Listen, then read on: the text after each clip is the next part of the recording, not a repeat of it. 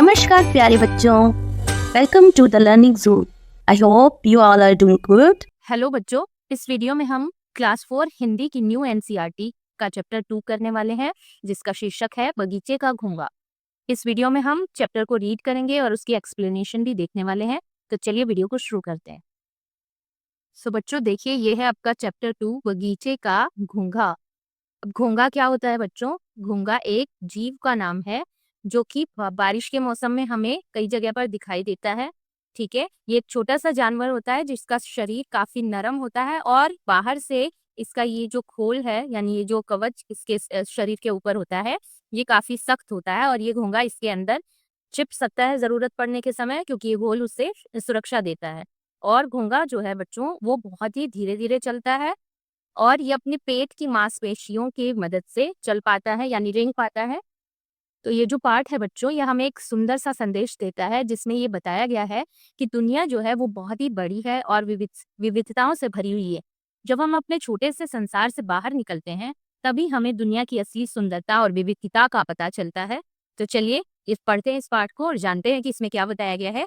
सबसे पहले हमें क्या करना है बच्चों, ऊपर दिए गए चित्रों को ध्यान से देखना है और उसके आधार पर कुछ क्वेश्चंस हमें दिए गए हैं जिनके उत्तर हमें देने हैं। ठीक है, तो इस चित्र को पहले आप ध्यान से देखिए, इसके बाद आपको ये आंसर करना है। ठीक है, पहला क्वेश्चन क्या है, यह कौन सा जीव है?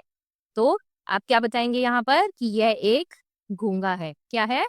घोंघा। इंग्लिश में इसे हम स्नेल भी बुलाते हैं। तो आप लिखेंगे घोंघा। ठीक है, आपने इसे कहाँ कहाँ देखा है?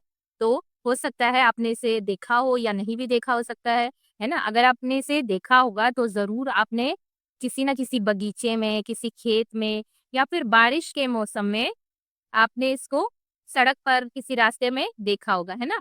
तो आप ये बता सकते हैं बारिश में, सड़कों पर, बगीचे में और खेत में। ठीक है, ये मैं यहाँ लिख दे रही हूँ। आपने इसमें से जहां भी देखी है या किसी और जगह पर इसे देखा है तो आप वो भी बता देंगे। ठीक है, अब अगला क्वेश्चन क्या है कि आपने इसे किस मौसम में यानी कौन से सीजन में आपने सबसे ज्यादा इसे देखा है? तो घोंघा जो है बच्चों वो बरसात के मौसम में यानी बारिश के मौसम में हमें सबसे ज्यादा दिखाई देता है। ठीक है, तो हम क्या बताएंगे कि हमने इसे बरसात के मौसम में देखा है। फिर अगला क्वेश्चन क्या है कि आपको अपने घर और विद्यालय में कौन कौन से जीव यानी कौन कौन से जानवर दिखाई देते हैं? तो घर में हमें बहुत बार चींटी, मच्छर, मक्खी, है ना, मधुमक्खी, ये सब दिखाई देते हैं। तो आप यहाँ पर लिख सकते हैं चींटी, मक्खी, मच्छर, तितली आदि। ठीक है, मैं यहाँ पर 2 ही लिख रही हूँ, आप और भी लिख सकते हैं। फिर है घोंघा उन जीवों में से किस बात में भिन्न है? यानी जो स्नेल है वो कैसे अलग है सारे जीवों से? देखिए, एक तो उसके ऊपर एक खोल होता है उसके शरीर में। जो भी जानवर आपने ज्यादातर देखे होंगे उनके शरीर पर ऐसा खोल नहीं होता है। एक तो इसलिए वो अलग है, दूसरा ये सारे जानवरों से बहुत धीरे चलता है। ठीक है, तो ये धीरे चलने वाला है। ठीक है, आप ये भी बता सकते हैं, अभी मैं घोंघे के बारे में आपको और भी बातें बताने वाली हूँ आगे इस चैप्टर। ठीक है, तो चलिए इस पाठ को पढ़ना शुरू करते हैं।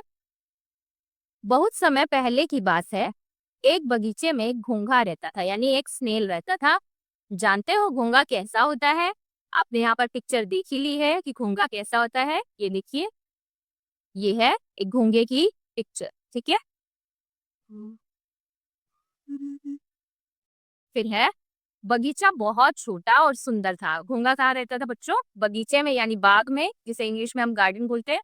तो वहीं पर वो घोंघा रहता था और बगीचा बहुत ही सुंदर और छोटा सा था। घोंघे ने अपना सारा जीवन यानी पूरी लाइफ उसी बगीचे में बिताया था।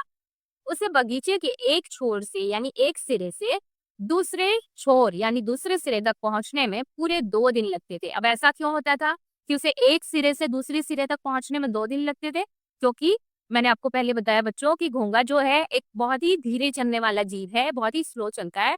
इसलिए उसे एक छोर से दूसरे छोर तक जाने में समय लगता था, क्योंकि वो धीरे धीरे रेंग कर चलता है। इतने समय तक वहां रहने के कारण घोंघा बगीचे का कोना कोना पहचान गया था, क्योंकि घोंघा जो था वो उसी बगीचे में रहा था सारे जीवन। तो वो बगीचे के कोने कोने से वाकिफ था। पर कभी कभी घोंघे को लगता था इस बगीचे के बाहर क्या होगा, कैसी होती होगी बाहर की दुनिया, क्योंकि बगीचे की बाउंड्री के बाहर जो घोंगा था अभी तक नहीं गया था, तो उसे कभी कभी वो सोचता था कि कैसी होगी इस बाउंड्री के बाहर की जो लाइफ होगी, जो दुनिया होगी, जो वो संसार होगा, वो कैसा होगा। आपने इसके पहले अगर चैप्टर 1 चिड़िया का गीत को पढ़ा है तो आपको पता होगा कि उस चैप्टर में चिड़िया को सिर्फ अपना घोंसला ही संसार लगता था जब तक वो खुले आसमान में नहीं उड़ी थी। ठीक इसी तरह बच्चों, घोंगे को भी सिर्फ इस बगीचे की ही दुनिया के बारे में पता था, वो बाहर की दुनिया के बारे में कुछ भी नहीं जानता था।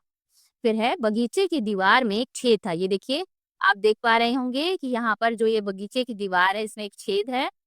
घोंगा प्रतिदिन उस छेद को देखता था। ये देखिए, घोंगा बैठकर उस छेद की तरफ देख रहा है। उसे याद आता था कि उसकी माँ उससे कहा करती थी, वहां कभी मत जाना, वह दुनिया हमारी दुनिया से बहुत अलग है। क्योंकि घोंगा जब छोटा था तो उसकी माँ ने उसे बताया था कि इस बाउंड्री के बाहर तुम्हें कभी भी नहीं जाना है, क्योंकि बाहर की दुनिया हमारी दुनिया से अलग है। ऐसा क्यों उसकी माँ ने कहा होगा? क्योंकि हो सकता है उस बगीचे के बाहर सड़क हो जिस पर बहुत सारे व्हीकल्स चलते हों, ताकि घोंगे को चोट ना लग जाए, इसलिए उसकी माँ ने ऐसा कहा होगा। घोंगा कुछ और दिन सोचता रहा, फिर उसने तय कर लिया, मैं बाहर जाकर देखूंगा कि दुनिया कैसी है। तो घोंगे ने डिसाइड कर लिया था कि अब वो बाहर जाकर देखना चाहता है कि बाहर की दुनिया कैसी है। यह सोचकर उसने अपना सामान अपने शंख में बांध लिया। अब देखिए, शंख किसे कहा जाता है? ये जो घोंगे का खोल है, जो उसका शेल है, उसे ही शंख कहा जा रहा है।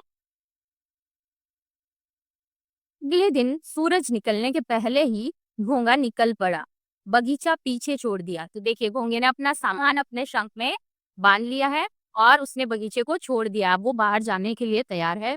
घोंगा छेद में घुसा और जल्दी ही बाहर निकल आया, क्योंकि दीवार में एक छेद था जिससे घोंगा बाहर आ गया। बाहर आते ही घोंगा चकित रह गया। अब चकित शब्द का अर्थ आप जानते हैं? चकित शब्द का क्या अर्थ होता है बच्चों? हैरान, यानी आश्चर्यचकित। ठीक है, तो घोंगा हैरान हो गया। देखिए, अगले पेज पर है कि जितनी दूर तक उसकी आंखें देख सकती थी उतना उसने देखा। अब घोंगा जितना भी दूर तक देख सकता था उसने देखा। उसके सामने बहुत लंबा और चौड़ा सा एक मैदान था। अब घोंगा क्योंकि बगीचे से बाहर आ चुका है तो उसने देखा कि उसके बाहर बहुत ही लंबा चौड़ा एक बड़ा सा मैदान था, बड़ा सा ग्राउंड था। वास्तव में वह बच्चों के खेलने की जगह थी। तो अब घोंगा कहाँ पहुंच चुका था? बच्चों के खेलने की जगह पर। और घोंगे ने तो सोचा ही नहीं था कि इतनी बड़ी जगह भी हो सकती है। वाह! दुनिया सचमुच कितनी बड़ी है, घोंगे ने कहा। अब जब पहली बार घोंगे ने एक बड़ा मैदान देखा, तो घोंगे को एहसास हुआ कि ये दुनिया उस बगीचे से काफी बड़ी है। उसी समय खड़-खड़ की ध्वनि यानी आवाज आई। और कैसी आवाज आई? खड़-खड़ की आवाज। तो घोंगे को लगा पूरा आकाश ढक गया है। वह डर के मारे जोर से चिल्ला, उई! फिर वह अपने ऊपर हंसने लगा। उसने देखा कि एक सूखा पत्ता उसके ऊपर आ गिरा था। तो ये एक सूखे पत्ते की गिरने की आवाज थी और उसी से घोंगा डर चुका था। और फिर वो अंत में अपने ऊपर हंसने लगा। उसने देखा कि ये तो एक सूखा पत्ता है जिससे मैं डर गया था। वाह! दुनिया तो कितनी मजेदार है, घोंगे ने कहा। वह उस सूखी भूरी पत्ती के नीचे से बाहर निकल गया।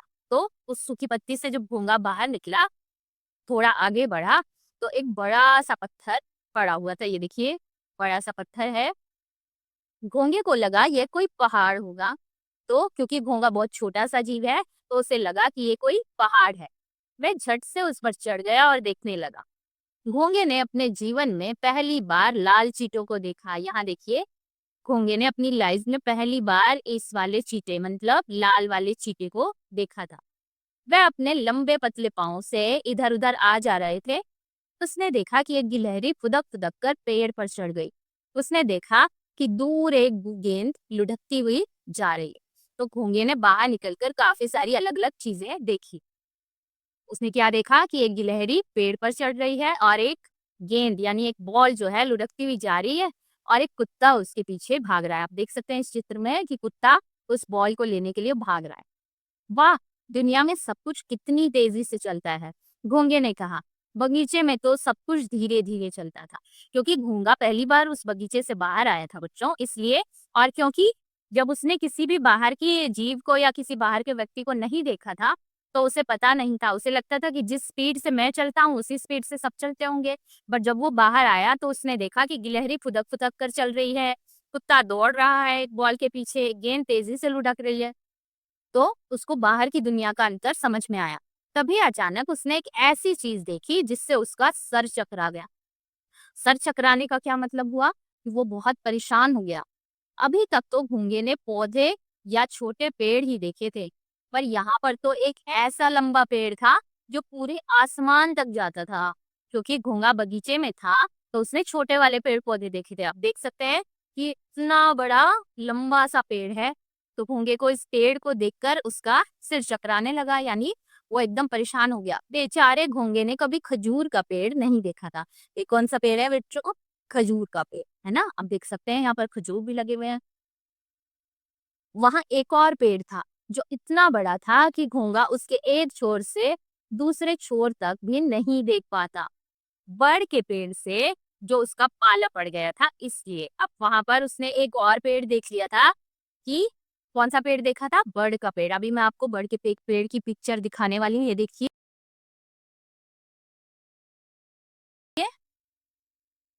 हाँ, तो बड़ का पेड़ घोंगे ने देखा।